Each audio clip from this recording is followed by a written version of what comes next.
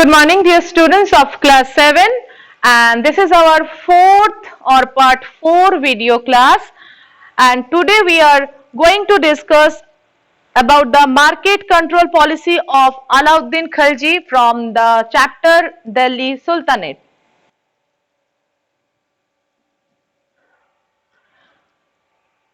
So, Alauddin maintained a large army. So, in last class, where we have discussed that Alauddin Khalji tried to make the army very strong and try to develop the armies. So, here also now come to the point that Alauddin maintained a large army and needed a substantial amount, that means minimum amount for its maintenance. So yes, when we can maintain, we maintain our house also, we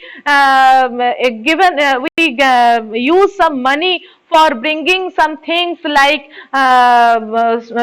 we sweep our house, we mopping our house for looking good and clean and clear. So that means we spend some money. So here also when Alauddin maintained the large army, he needed some amount of money. To meet the expense of maintaining this army, he had to find new ways to add to this revenue. So actually every king that time collected taxes from the common people, and what Alauddin Khalji did, he given a new ways or new policies, and he collected some more revenue or more taxes. Alauddin Khalji gave order to measure all the land which was under cultivation. That means cultivation is going on in which type of land. He told that find out how many cultivated lands are there. He bought the assessment and collection of land revenue under the control of the state. So he collected more revenue from that cultivated land part. The local chieftains had to pay taxes instead of receiving them. There were 3 types of taxes. So what are the 3 types of taxes? One is land revenue, that is known as kharaj, which was 50% of the produce. That means whatever the production of the crops or grains, if 50%, suppose means as per the production of 50%, they taken the land revenue, tax on cattle and tax on houses. So in these 3 taxes actually they were collected, 3 types of taxes collected by them.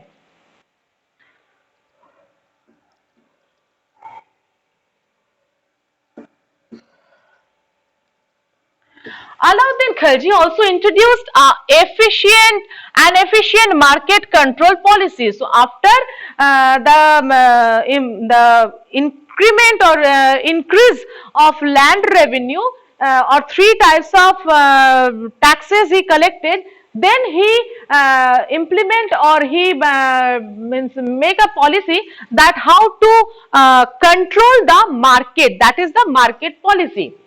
He fixed the prices of food grains. Okay, this is the first market policy. He fixed the prices of the food. He also made different kinds of arrangements for the supply of commodities. This is the second.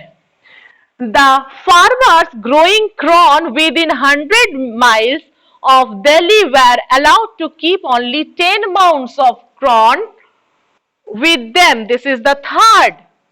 This is the third. The remaining was sold to the government according to the rates of tariff list. This is the fourth. Okay. So these are the policies that how he can control the market price or the market.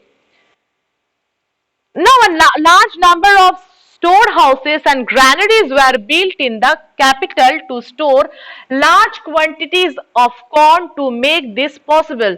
Now granaries means where they kept their corns or grains in a house, inside the house, that is the granary. In terms of crisis, and storage, the corn was to sold the citizens of Delhi at fixed rates. Because here the first policy, he fixed the prices of the food grains, so that is why the corn was sold to the citizens of Delhi at fixed rate. At the same time, nobody was allowed to buy more than half a mound of a corn at a time. That means one time any one person can buy only more than half a mound, okay, not than more. Mound is a unit, okay, is an unit. These measures were beneficial for all. That means not for a particular any person. Actually, it was measures for all types of persons. First, the grain merchants couldn't hoard grains to create scarcity to increase prices. Second, even during the time of droughts, grains was in abundance and no shortage was felt. It was like a strict system. So these are also included in his market policy that guaranteed enough food for all without any corruption. So it was the strict system that guaranteed enough food. That means they had to give them the guarantee that enough food is available for all the time. It may be any scarcity or whatever. Food is all time for all time. It is means collected and it is strictly maintained. You have to be maintained.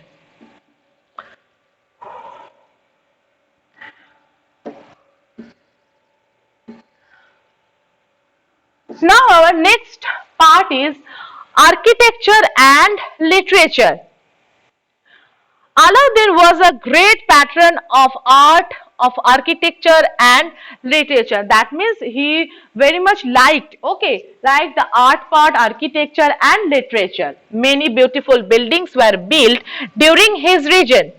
Siri Fort and Alai Darwaza in New Delhi were constructed by him.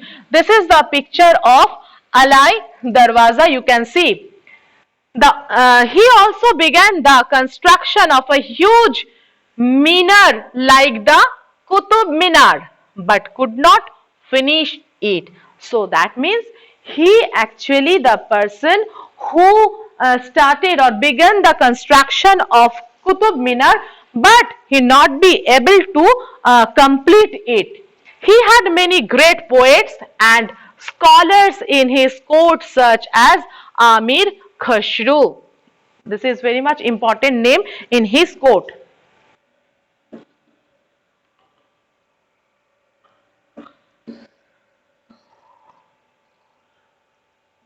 Now our next dynasty is the Tughlaq dynasty.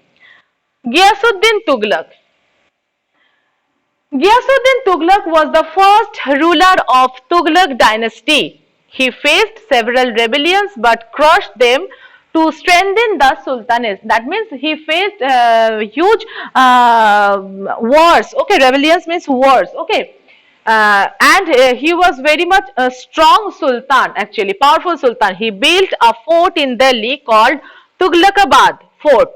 His son Jona Khan succeeded him and was given the title of Muhammad bin Tughlaq. Okay, so this is actually, it was unknown to us that Muhammad bin Tughlaq's first name was Jona Khan, and after when he succeeded for the throne, okay, that time his name was changed and he got the name of Muhammad bin Tughlaq.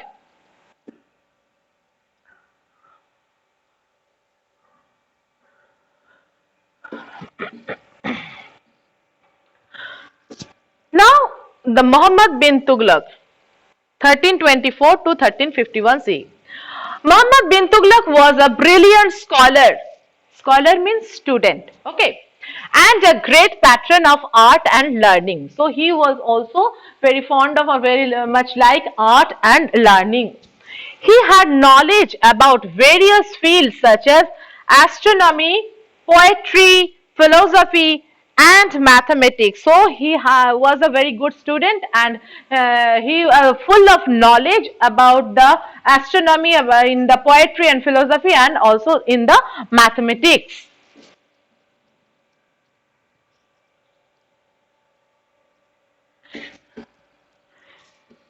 He was a very powerful ruler, did not discriminate between people on the basis of religion. So he was very powerful ruler and also good minded, because he was not discriminated between each other like poor and rich, whatever. Okay. Reforms by Muhammad bin Tughlaq. Certain reforms that were brought by Muhammad bin Tughlaq were favorable, while some other proved to be disasters. Let's read about some them. So, in your book, actually given the details, these are the reforms, or these are the planned what Muhammad bin Tughlaq that time he planned for some new. Okay, but actually it was not succeeded.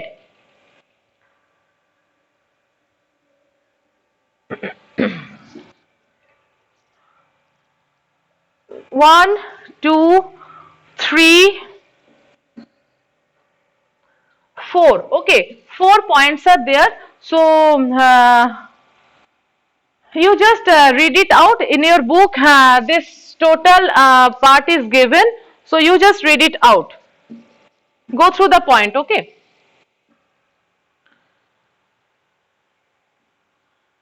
Now the next come Firoz Shah Tughlaq, 1351 to 1388. Firoz Shah Tughlaq inherited an empire in turmoil with a bankrupt royal treasury, hostile ulemas, and unhappy nobles. So, Firoz Shah Tughlaq actually an empire in turmoil with a bankrupt royal treasury. That means he looted the bank treasury, and ulemas. Who were the ulemas? Ulemas are the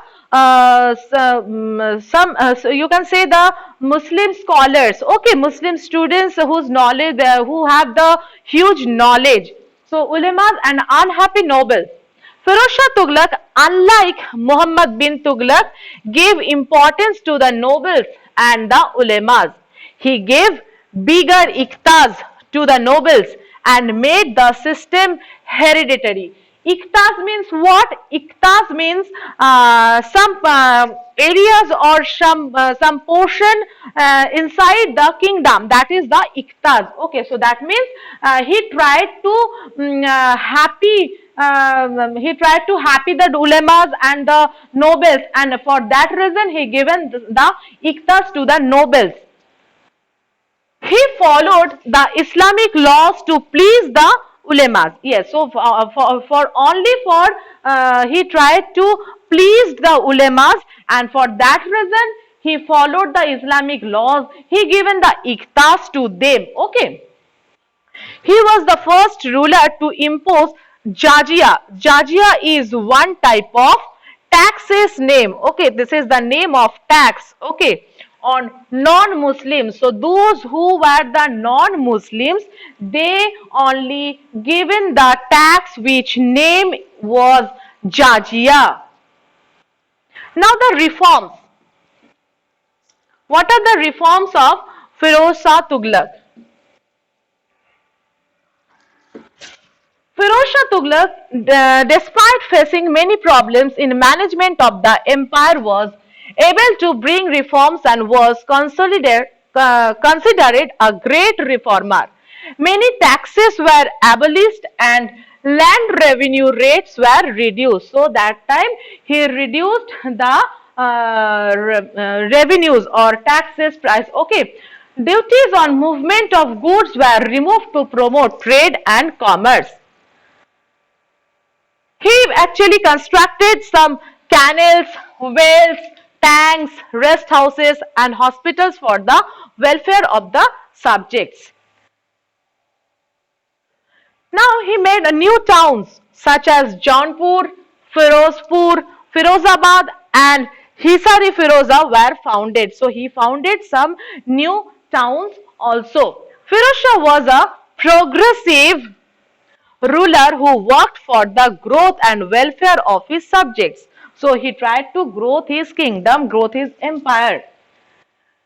Now the next, after Firoz Shah Tughlaq, who came in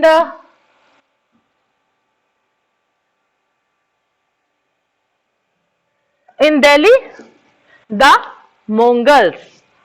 So the Mongols were an ethnic group belonging to Central Asia. So from where they came? They came from Central Asia. Under the leadership of Genghis Khan, they had become a fearful enemy to face the battle. So under his leadership, under the leadership of Genghis Khan, so when Genghis Khan was leader, actually they had become, so Mongols they became in that time. Okay. And the successor of Genghis Khan continued attacking and plundering kingdom. They decided to invade India and plunder its wealth as well as establish control over Delhi. So I have told that they theft the Indian wealth and they tried to become very richer.